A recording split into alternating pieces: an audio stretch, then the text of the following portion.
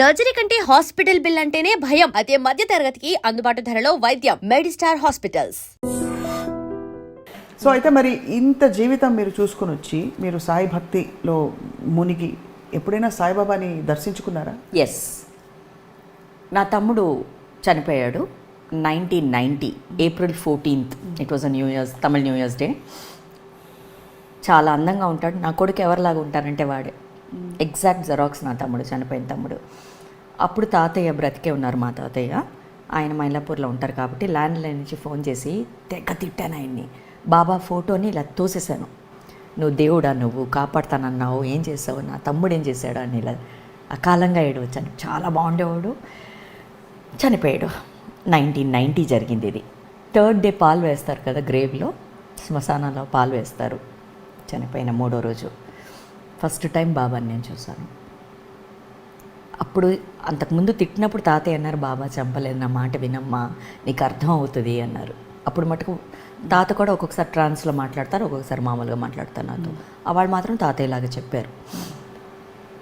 ఎప్పుడైతే నేను ఏ టైంకి 3:30కి లేస్తాను కదా, అదే 3:30కి బాబా ఫస్ట్ టైం నా ఇంటి లోపలికి, నా రూమ్లోకి వచ్చి నా తల సవరి మా అన్నారు.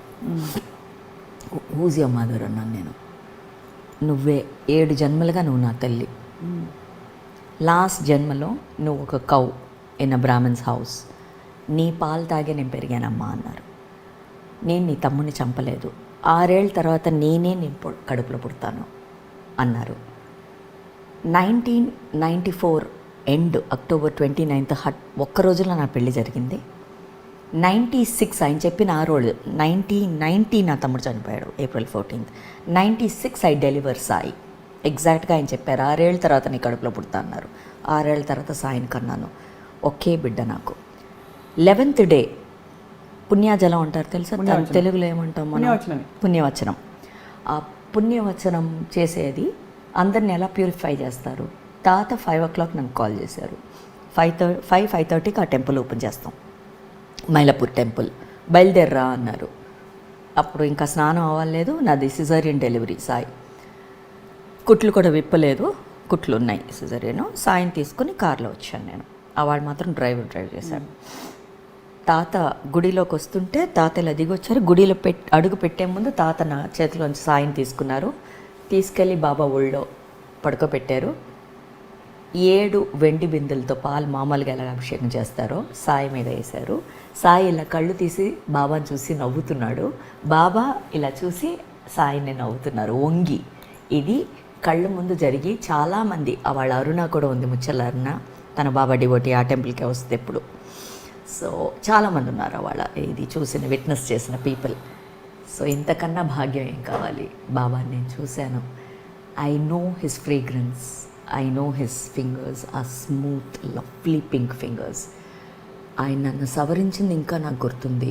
మా అన్నది మరాఠీలో నాకు ఇంకా గుర్తుంది. ఆఫ్టర్ దట్ ఎప్పుడు తాతయ్య అనేవారు, నీతో ఇంగ్లీష్లో భలే మాట్లాడతారని. He spoken English because I always had that ఒక చిన్న ఇది ఉండేది, ఇంగ్లీష్లో మాట్లాడాలని. ఎప్పుడు టీనేజర్స్లో కూడా ఇంగ్లీష్ ఎక్కువ మాట్లాడేదాన్ని. Baba spoke to me in fantastic English. అంతే. ఇంకా I said this is enough అన్నాను. నేను అడిగాను, నువ్వు చూపించావు, ఇదిగో మొత్తం డేట్లతో సహా ఉంది కదా ప్రతిదీ. So what more can I ask? I saw Baba. Anyone can see అనుకుంటా when you have the true love. When you try to prick him and tell if you are my mother come and show me అన్నప్పుడు తప్పకుండా ఎవరికైనా వస్తుంది అది. Provided నీ conscience, నీ belief, నీ love ప్యూర్గా ఉంటే, నేను ట్రూ అన్న మాట కూడా వాడను, ప్యూర్గా ఉంటే తప్పకుండా కనిపిస్తారు. వాట్ ఎ బ్యూటిఫుల్ లైఫ్ మీది. చాలా. I don't know what to say అక్క. నిజంగా నువ్వు అడిగేవే కామ్గా ఉండరా, ఏం చేస్తారు అని అడిగావు కదా. When you know everything, there will always be a silence inside. It will be within. Not necessary you have to be calm. The guy or the human who doesn't have the guts to answer or to open up or to hide the truth, something, will never talk. He will be calm. The person who his conscience is clear and who wants to tell or tell something nice will always open up. దీంతో ఆ 1:30 cinema కూడా రాదు స్వప్న. చూసారా ఎంత చక్కగా మీరు దీన్ని turn చేశారు. అమేజింగ్, జస్ట్ అమేజింగ్ తులసి గారు. థ్యాంక్స్ తల్లి. నువ్వు గారు అని మిగతా వాళ్ళు చెప్పాక నేను అక్కే నీకు చిన్నప్పుడు నేను ఎత్తుకున్నాను నిన్ను. నీ మర్చిపోయి ఉంటాయేమో కానీ ట్రైన్లో కూడా మనం ట్రావెల్ చేసాం. ఏది ఇది ఇంకోటి చెప్పాలి నీకు, ఇది దేవుడు అంటున్నావు కదా, నేను చూసిన దేవుడు నీకు చెప్తాదా? ఈ రాముడు కృష్ణుడు అందరు నాలోనే ఉన్నారు, నేను చూశాను, నేను చెప్తా. ఇది ఉంది కదా మన మా శ్రీనివాస కళ్యాణం, మన బ్యాలే తెలుసు కదా, డాన్స్ బ్యాలే. ఆ పెద్దమ్మ పాడేది కదా, అందులో నటవాంగం చేసి పాడేది పెద్దమ్మ. వక్కుళ కాదు, ఆవిడ నటవాంగం చేసేవారు మాస్టర్ లేనప్పుడు. భలేదనివే. ఆవిడే గురుగారు ప్లేస్ లో ఉండేవారు, దుర్గక్క. కనకదుర్గ గారు పాడేవారు. అది కదా, కాదు. అయితే అప్పుడు చాలా బాగా పాడతారు మీ పెద్దమ్మ. సో ఆ ప్రోగ్రామ్స్ 1003 ప్రోగ్రామ్స్ చేశాను నేను ఆస్థానం లోపల. నేనే ఆ చిన్ని కృష్ణుడు 9th ప్రోగ్రామ్ చేసేటప్పుడు ఆస్థానం లోపల టీటీడీ లోపలే మాకు స్టేయింగ్ కూడా ఇచ్చేవాళ్ళు ఆ రోజుల్లో. ఆ కర్పూరం మాకేమో నగలు అన్నీ చూసాను నేను, నాకు గుర్తున్నాయి ప్రతిదీ. చిన్నప్పుడే అయ్యి నాకు 8 years అనుకుంటాను నేను ఆ పర్ఫార్మెన్స్ చేసేటప్పుడు, చిన్ని కృష్ణుడు నేనే. సో చేసేటప్పుడు ఆ కర్పూరంతో స్వామివారిని ఒత్తుతారు స్నానం చేసాక. అది ఆ పెద్ద పూజారి వారు 10 సార్లు ఇక్కడ పెట్టారు. ఏంటి ఇలా పెడుతున్నారు అని ఇలా తోసాను వారిని. అమ్మ అలా అనకూడదమ్మా, స్వామివారిది తల్లి నీకు పెట్టాలని ఆజ్ఞ వస్తుంది నాకు అన్నారు. అయిపోయింది, వచ్చేసాం నేను మా అక్క ఇద్దరు. మా అక్క ఏమో అందులో ఒక క్యారెక్టర్ చేస్తాను, నేను కృష్ణుడు. వచ్చాను, ఆ కృష్ణుడు మేకప్ అది ఉంది, అలాగే నల్ల మేకప్ అక్కడక్కడ ఉంది. బస్సులో చెన్నైకి వచ్చాం, పడుకున్నాం. నైట్ అంతా ప్రోగ్రామ్ ట్రావెల్ కదా, పడుకున్నాం. మధ్యాహ్నం 2ంటికి ఇప్పుడు చనిపోయాడు ఉన్నాడు తమ్ముడు, వాడు మా చెల్లి ఇద్దరు కలిసి ఒక వుడెన్ బీరువాని కదిపారు. అది పడింది. ఈ బెడ్ మీద నేను మా అక్క పడుకున్నాం, బీరువా ఇలా ఉంది, పడింది.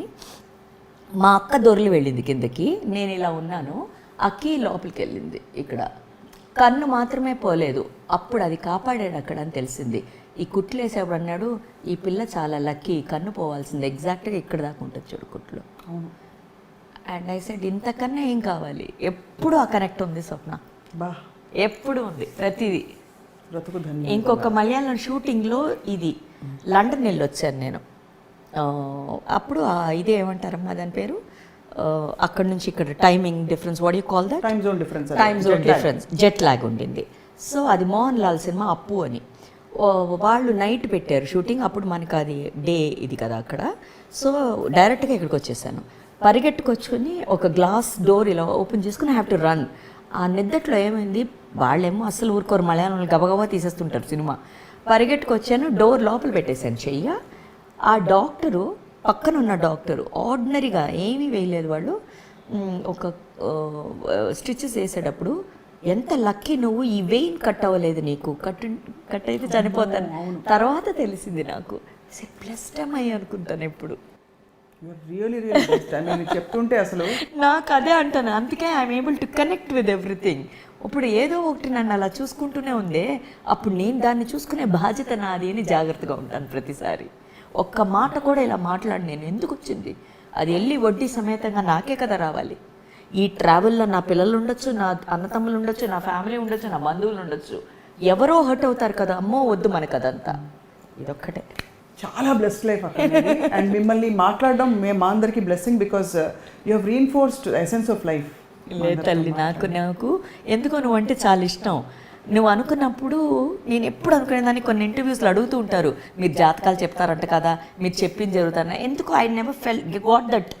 అక్కడి నుంచి నాకు రాలేదు చెప్పు అని, ఇక్కడ చెప్పు అని వచ్చింది, చెప్పగలిగాను. చూడు నేను అన్న డిజైన్లో ఇది ఉంది అని చెప్పింది, అదే పాయింట్ 1. మళ్ళీ మొదటికి వచ్చామా? ఇంతే కదమ్మా జీవితం, నీకే చెప్పాలంటే నీకే చెప్పాలి ఇది మొత్తం డీటెయిల్గా. మిగతా వాడికి చెప్పినా అర్థం కాదు, ఎందుకు చెప్పాలి? ఆయన నన్ను చెప్పనివ్వలేదు కదా, ఆయన ఎవరో ఈ ప్రకృతితో ఏదో చెప్పనివ్వలేదు. ఆ ఏదోలోనే బతుకుతున్నానమ్మా నేను, ఏదోగా బతికేస్తున్నాను. అక్క మీ ఆశీర్వాదంతో ఇప్పుడు నాకేమైనా చెప్పండి, మంచి మాట, నేను రిసీవ్ చేస్తాను. I do not want to do it for publicity are on cameras. Of camera నాకు ఎప్పుడూ అది ఇష్టం లేదు. నేను ఇది చేశాను, చేస్తున్నాను చెప్పుకోవడం కూడా నాకు ఇష్టం లేదు. అండ్ ఇవన్నీ కెమెరా కోసం చేసేవి కావు, చెయ్యకూడదు. అలా చేస్తే ఇది తప్పు, దీంతో ఆగిపోతుంది అంతే. నువ్వు ఏది అలా చేసినా అది తప్పు. ఐ లవ్ యూ అక్క. Love you two my. Thank you so much for sparing all the time. And ఇది నేను I want our viewers to know, మీరు ఎంత శ్రమ తీసుకుని ఎంత పేషెంట్గా అమ్మలాగా వచ్చి ఇవాళ మాకు ఇంటర్వ్యూ ఇవ్వడం. ఏం చెప్పమంటావు, నీ ప్రేమ కోసం వచ్చాను తల్లి, ఏంటి అని అడిగావు కదా, ఈ ప్రేమ తిరిగి ఇచ్చేద్దాం ఇవాళ అని వచ్చాను.